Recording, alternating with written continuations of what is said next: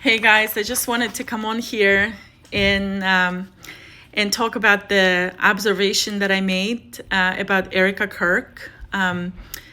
It dawned on me that Erika Kirk is actually the true Proverbs 31 wife. Before you shut me out, let me just explain, okay? And you don't have to agree with me, but at least let me explain.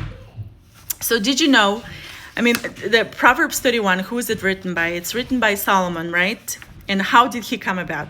Solomon was the son of King David, who was the son of Jesse, who was the son of Obed, and Obed was the son of Boaz, the husband of Ruth.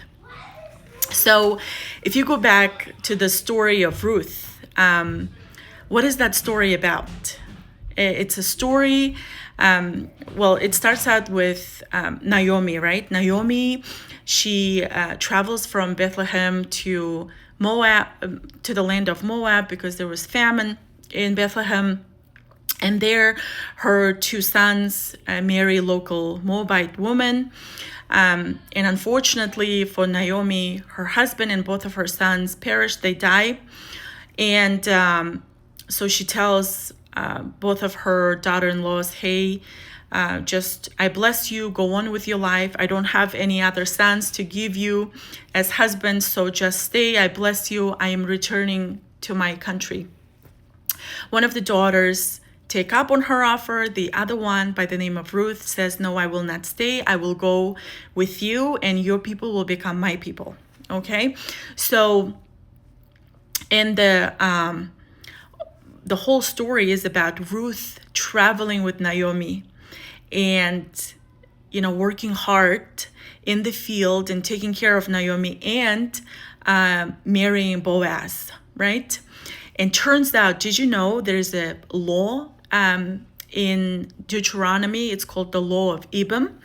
And I'll read the law to you. It's from chapter 25, verses 5 to 6. And it says, if brothers dwell together and one of them dies and has no son, the wife of the dead shall not be married outside the family to a stranger. Her husband's brother shall go into her, take her as his wife, and perform the duty of a brother-in-law to her. And it shall be that the firstborn son which she bears will succeed to the name of his dead brother, that his name may not be blotted out of Israel.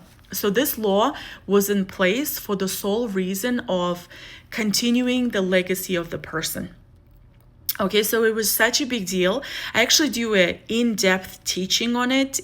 I'm gonna put the link in the description or in the comment section to a YouTube video. It's like an hour long, but you can, if you're like patient enough and you can sit through it, and maybe you could play it at 1.5 speed, you will understand me more, I guess.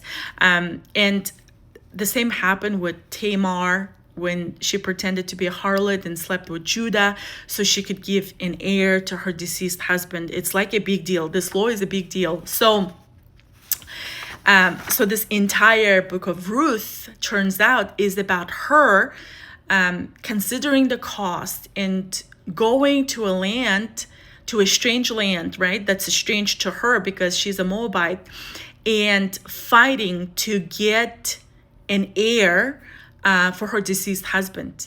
And when you take the story of Ruth and you juxtapose it with the Proverbs 31, you see a lot of parallels that make you, that leave you like conclude that Proverbs 31 is actually talking about Ruth, and I'll just give you just a couple, okay? I don't have much time here to go through every single one of them. So one of the parallels, for example, the whole Proverbs 31, it starts at verse 10, and it starts out as, who can find the virtuous wife? For her worth is far above rubies. The heart of her husband safely trusts her, so he will have no lack of gain.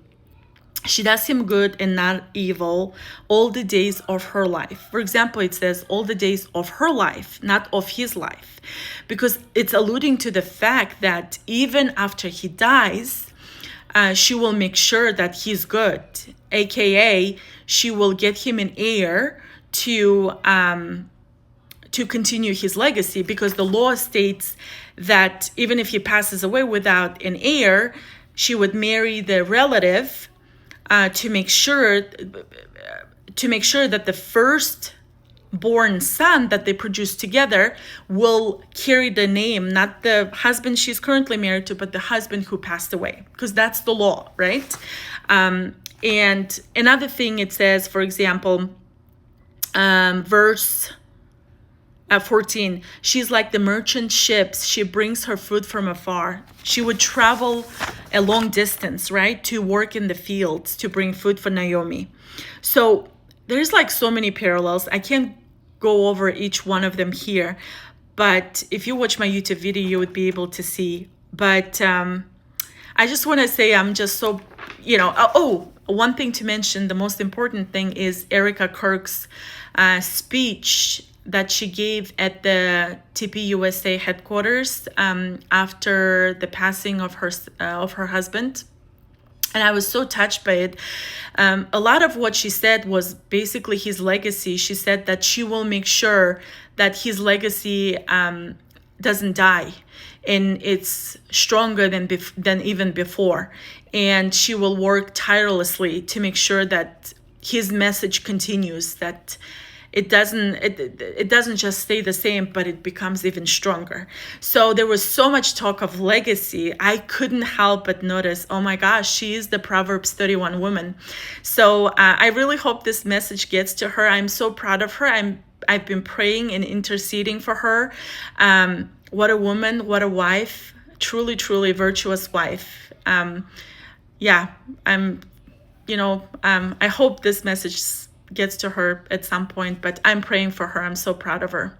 Thank you, guys. I'll leave the link here, okay? Somewhere in the description, or I don't even know how this works, but I'll figure it out. Just look for it, okay? Bye. Have a good weekend.